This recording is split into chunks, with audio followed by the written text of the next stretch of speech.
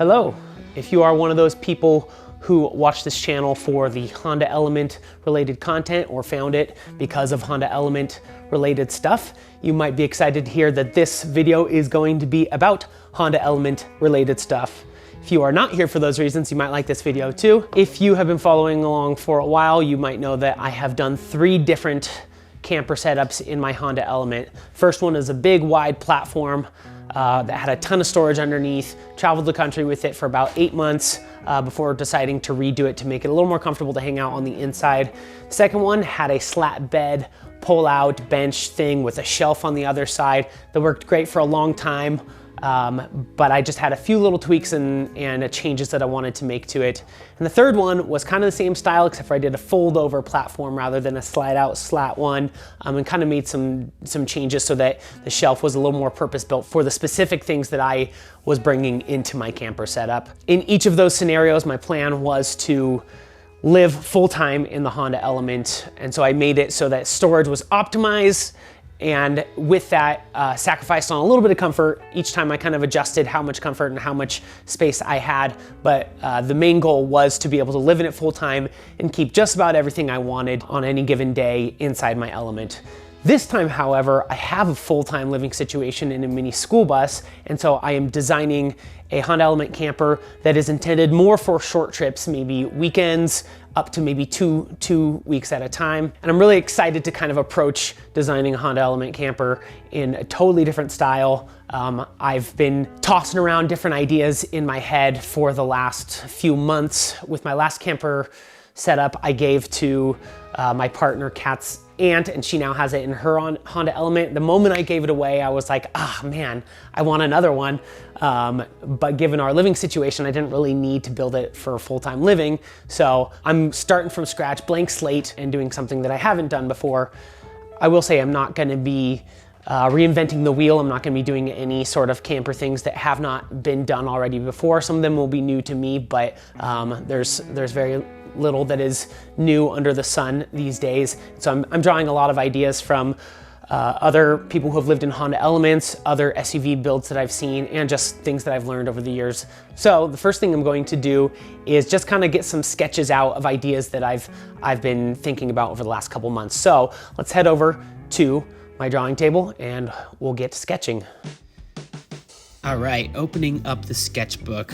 I'm definitely not an expert sketcher, and nothing that I'm sketching is necessarily to size or to scale. This is just kind of for my own purposes to get a kind of sense in a 3D space of what exactly I want in it, and it helps me to kind of work through any of the things I may have missed as I've been mentally brainstorming stuff. So here you see the rear view. We've got shelves on either side, big pull out the back. And so we're looking at it through the back of the Element right now. Let's move on. So from this view here, we are kind of outside the Element, looking in at an angle, but one of the shelves is going to be missing in this view. So you can see I've got that box there. That's going to be the main bed platform. And then back behind it, that's the shelf. The shelf has all sorts of funky angles that are really hard to draw with any sort of accuracy. So I'm just kind of going for it. You'll see on this, we have 2 little panels up top that are little pull-out things. So I'll be able to access stuff that's in the boxes underneath from inside the Element, and then the shelf back behind it. Let's try another angle. So this is what the boxes are going to look like when they have pulled out of the rear side of the Element. So you can see I've kind of got 2 compartments there, adding some drawer slides. And this is just kind of giving me a sense for how I might want to divide this space up. So you can see I've just kind of labeled temporarily. We've got kitchen pantry on one side, camera equipment, maybe hiking gear on the other side. So this is the slide outs. I think maybe I want to draw one more angle and then I'm ready to probably take it into 3D sketching. So this is the shelf. As I mentioned, it has a kind of funky shape. That's to match the edge of the Honda Element wall. You got the window in the top area, then the side wall, and then it juts out a little bit more. And that lower part there is the box.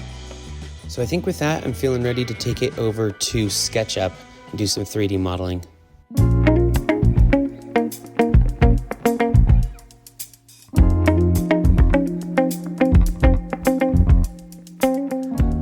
right, while that sage over there is fumbling his way through SketchUp, I want to talk a little bit about this YouTube channel and kind of how I foresee it going in the future, especially this year, 2022. So as I kind of alluded to in the beginning of this video, a lot of you are here for Honda Element content.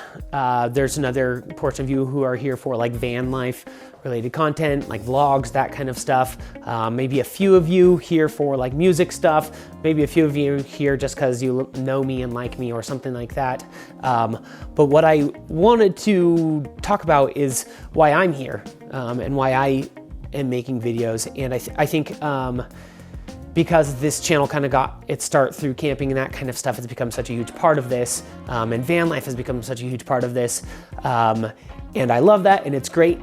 But the one thing is that, like, it's not really why I started getting into making videos in the first place. I got into it because it's very fun for me, and while van life is a huge part of my life and probably will continue to be a huge part of my life for the foreseeable future, it's definitely not all of me and all of who I am, and it's not the entire scope of what I want to do with video and what I want to do with a YouTube channel and what I want to do with my free time. And so I'm hoping to expand upon what I'm doing on YouTube. This goes against all the advice that you get from people about YouTube. They tell you to find your niche and stick to it, and that's how you grow an audience, and that's how you start making income, and that's how you start making revenue.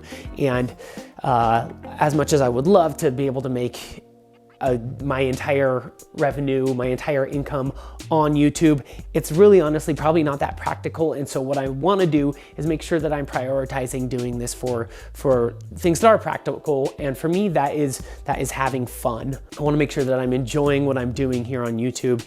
And I also want to make sure that I'm growing and learning and expanding. And I think that if I were to just stick to my niche of vlogs and van life and Honda Element stuff, I wouldn't be giving myself the opportunity to grow and to get better and to learn things and to have fun doing it. So I've spent a great deal of time over the last couple months kind of figuring out what exactly it is that I want to do with this YouTube channel, what I want to do with video and this platform. What I want to do with this channel is make sure that I'm creating videos that meet one of these pieces of criteria. First, I want to make videos that are enjoyable. I want the videos to be enjoyable for me to make. I also would like the videos to be enjoyable for an audience. So some videos are just gonna be pure entertainment factor for myself and for an audience. The second criteria for these videos is that I would like them to be creative.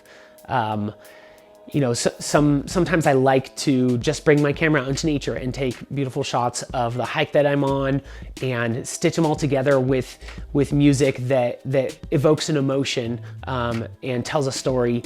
And for me, that's an incredibly effective creative outlet, and I found myself experiencing a great deal of joy and a great deal of relaxation and peace through that process. So I would like to make that something that is true of some of my videos on this channel as well. The third criteria that I have for these videos is that I would like them to be educational or informative. So for example, in this video, where I'm designing a new Honda Element build, or that sage over there is designing a new Honda Element build, I would like that to be, one, a learning process for me, something that I can you know, walk away with and have more knowledge than I did prior to making the video, but also would like it to be a learning resource for the people who are watching. And I'm hoping, you know, eventually I can kind of bring all those things into the process as I kind of hone this craft and learn more about video, learn more about storytelling, and learn more about myself. So thank you so much for listening to this little interlude. Let's get back to Sage over at SketchUp. Here's kind of the rough product in SketchUp. This is the main bed platform here, and this is the shelf, which will be mirrored over here on the driver's side. So this is the driver's side, this is the passenger side. Here is where drawers will pull out the back, and driver's seat, passenger seat right here. The bed platform has a couple dropout panels. This one on the top, it might end up being two, but it'll be where I can access some water and food from the inside in case I have rainy days and I don't want to go outside to cook or anything like that. And then this is going to be access to spare tire. I've never before in the past had access to my spare tire without having to tear the entire element setup out. So I'm excited to have something that I'll just have to pull the drawer out and, you know, get the drawer off its slides, which is a 5-second process rather than a 15-minute process to get everything out. Over here on the shelf, I've got the curve of the element wall here roughly sketched out. I'll do measuring as I go and kind of scribing the side of it there. I'm going to probably put some dropout panels in this shelf right here, and then maybe some netting or something that's going to catch things like socks and underwear that I can just shove down in here, but the netting will prevent it from getting lost in the abyss down there. And then I'll have just, you know, general storage here and general storage up here. Same thing over on the shelf, the invisible shelf that you can't see on this side here. So that's the basic setup.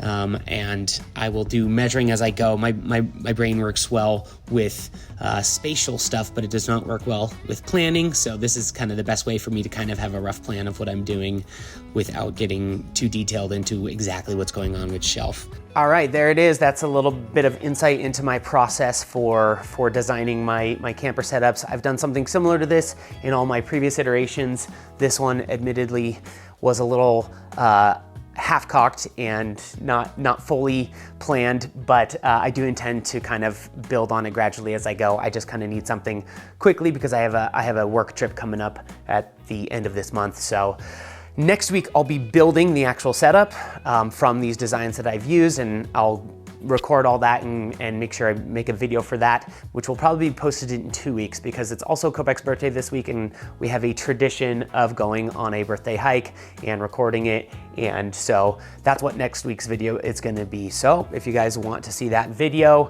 subscribe, turn on notifications, all the things that YouTubers tell you to do, and we'll see you in the next one.